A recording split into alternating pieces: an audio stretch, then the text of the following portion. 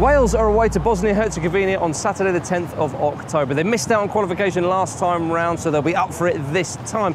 Bosnia have had a funny few results at home, most notably Cyprus won there, so Wales will be very confident of winning the 3 points and qualifying for France, Euro 2016.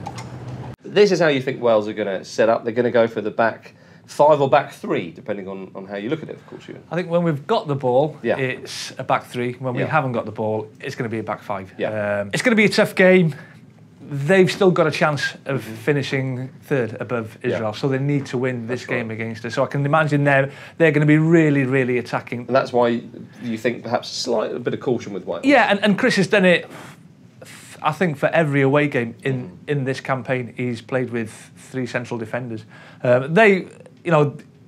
James Chester, Ashley Williams and Ben Davis. They know their roles. They've got a really good understanding. Then obviously the wing backs, Chris Gunter, who we've spoken about, has been superb, an unsung hero in this campaign. The same with Neil Taylor. But obviously they're going to be under pressure, so it's important that they do get protection from the midfield. Yeah, and the protection coming from the midfield will be Joe Ledley, you would imagine. Well, it's hard because you've got Joe Allen back in the squad, you've got Joe Ledley back in the squad.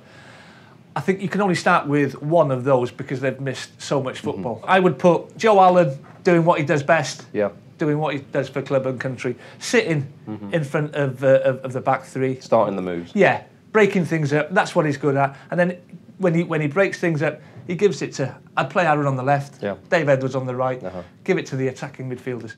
Bosnia-Herzegovina haven't had the best of qualifying campaigns, having previously reached the World Cup. They would have wanted to do a little bit better. But they do pose a threat, though. They really do. And, for them, it's a shame that they had, as you say, that kind of World Cup hangover. Such a terrible start to the group. But, there's quality throughout the squad. If you look at the other games with Israel presumably beating Cyprus, if Bosnia are going to have a chance of getting into that 3rd place, they have to win against Wales. For me, they have to win their remaining 2 games. They've got the players to win the game, haven't they? Yeah, obviously Wales are a very decent side. Of course, they'll miss Edin Dzeko, who's going to be out with a knee injury.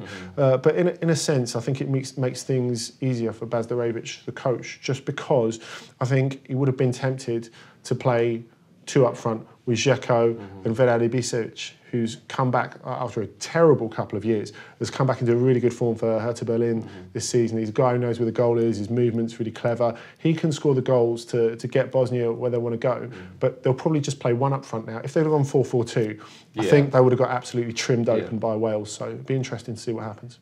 And then going forward, you've obviously got the big man Bale there, back from his injury. It's been phenomenal for Wales as well. Who do you think he'll be playing behind in this particular game? I think once again he'll go with Halrob Kanu. I think Big Sam Vauxhall, he's done well in recent weeks for Burnley, got in the goals. I've put Gareth there. Do you know what? I wouldn't be surprised if maybe he doesn't start. Right. And Chris keeps him on the bench, and because we've got Andorra at home.